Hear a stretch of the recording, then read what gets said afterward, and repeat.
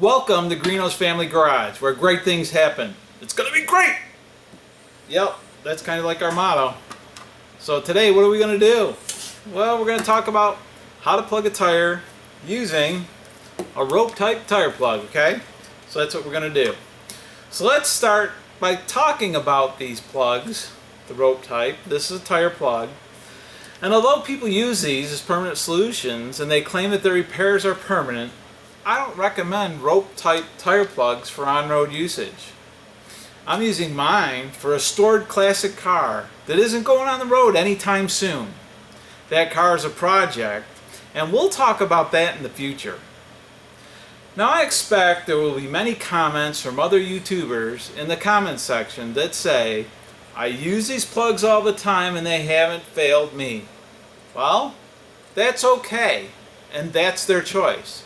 Just know that Greeno is not using rope plugs for on-road solutions. Just one tire fail for a repair shop could put it out of business, not to mention the lives that it could cost. We'll talk about permanent solutions in another video. First, what you gotta do, you gotta find the leak.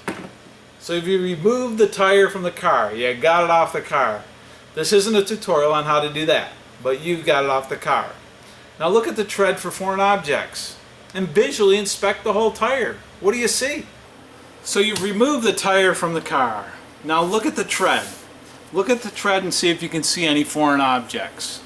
And what I'm going to do here is I'm going to zoom in so you can see the foreign object. We've got a screw in the tire. Okay? So that's what you do. You remove the tire from the car, look for the foreign objects, and then you visually inspect the whole tire. You know, you take a look at it and you look at the whole tire. Now where do you want to check for leaks? So we know we've got that screw in the tire, but where do you want to check for leaks? Well, you want to check for leaks around the valve stem, around the rim where the tire meets the rim, the sidewall, and the tread area. So we've inspected for foreign objects, and we're going to check for leaks in these areas. Now you can use soap and water or a tire tank. In this case, we got a soap solution, and we're going to use that.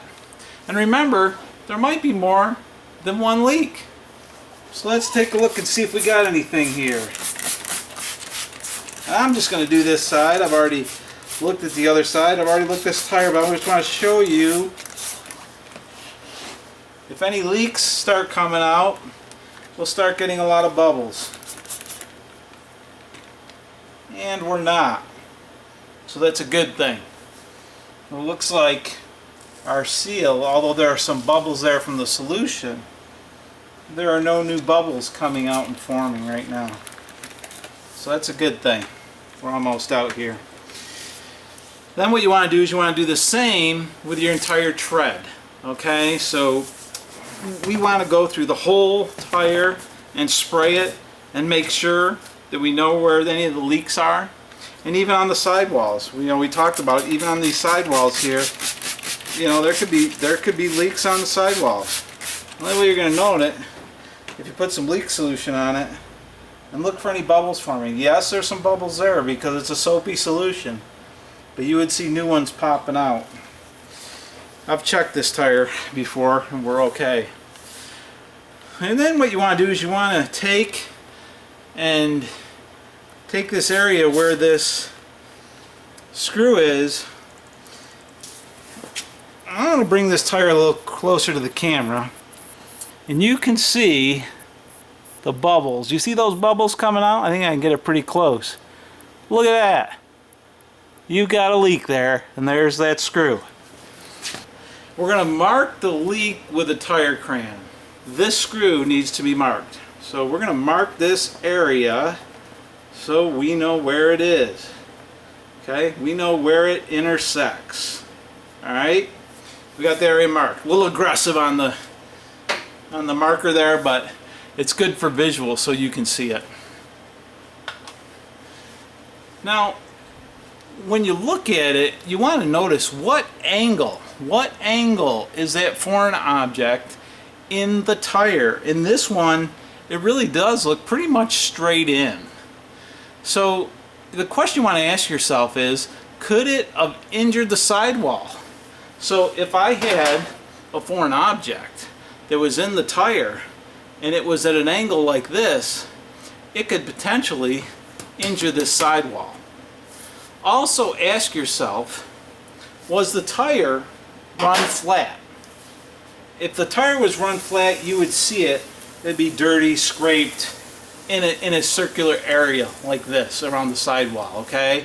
Like in the center of the sidewall. You'd see that. You can also ask whoever's bringing in the car, or if it's your car, you should know if it's run flat. I hope you do. But you can ask whoever, you know, did you run this tire flat? Now, these are just two reasons that a rope tire plug is not used as a permanent fix. You don't know the damage of the run flat unless you look inside the tire, and you probably shouldn't use it anyway. You shouldn't use it anyway if it's a run flat. And then also, you can't tell if this injury, this foreign object, has hit the sidewall and damaged it. So really, because of run flats and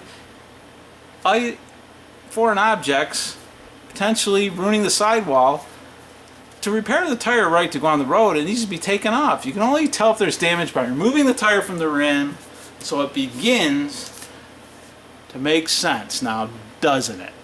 Begins to make sense. So now let's take a look at this tire. Okay? What are the areas of the tire that can be repaired? First, let me draw two lines.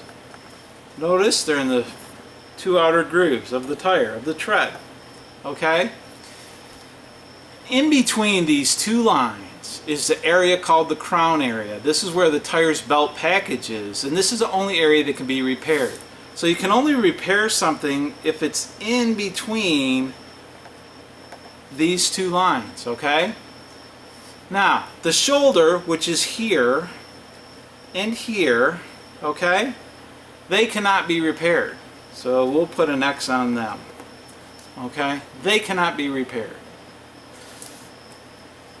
The sidewall, which is on both sides of the tire, extending down, of course, from the shoulder, there's a shoulder area, you cannot make repairs in the sidewall.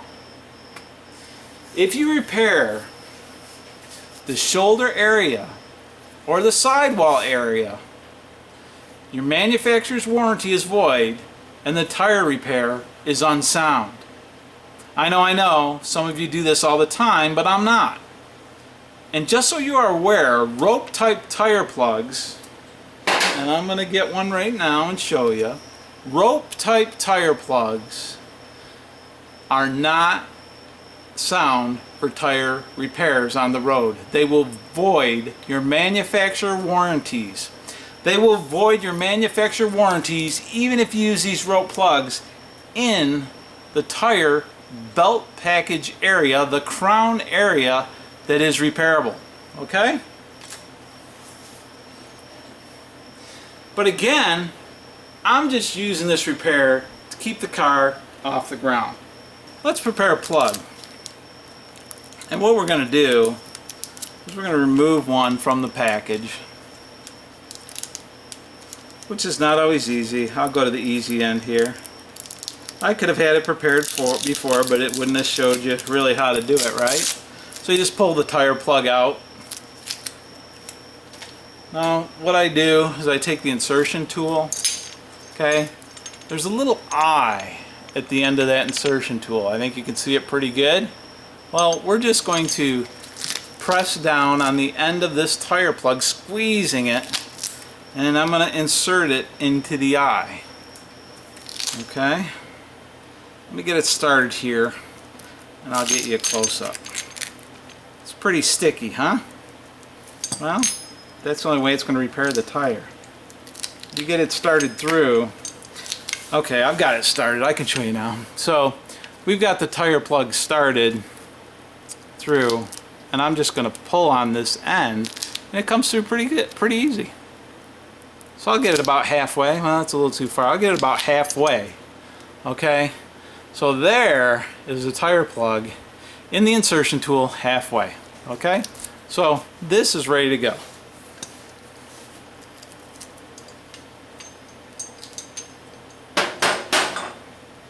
I'm going to keep that close by me. Here, I'm going to use a screwdriver. You depending on what it is, you can use a pair of side cutters or whatever. I'm going to use a screwdriver, and I'm going to take out this screw, but I'm going to immediately put the awl in so I don't lose a lot of air. So I'm going to be ready as soon as this comes out to get that awl in there. Okay, so here we go, and we're getting the awl right in there. So now we got the awl in the tire. I'm going to turn it like this around a few times, pull it out, push it in. Okay, this hole is nice, ready and clean. Have your tire plug ready. Okay, tire plug is ready. Okay, so I'm going to pull this out quick, and I'm going to insert the tire plug.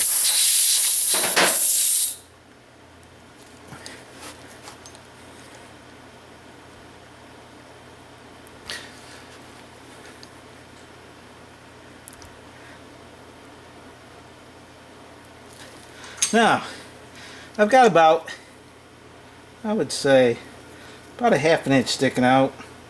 A little more on one side than the other. What I'm going to do now is, you can see the insertion tool's in there. The plug's sticking out. What I'm going to do is I'm going to turn this 1/4 turn and pull it out really quick. When I do that, the plug's going to stay right in. Watch. So the plug is in. Now with the tire plug about ½ inch out, we're going to take with this razor and cut the tire plug off even with the tread.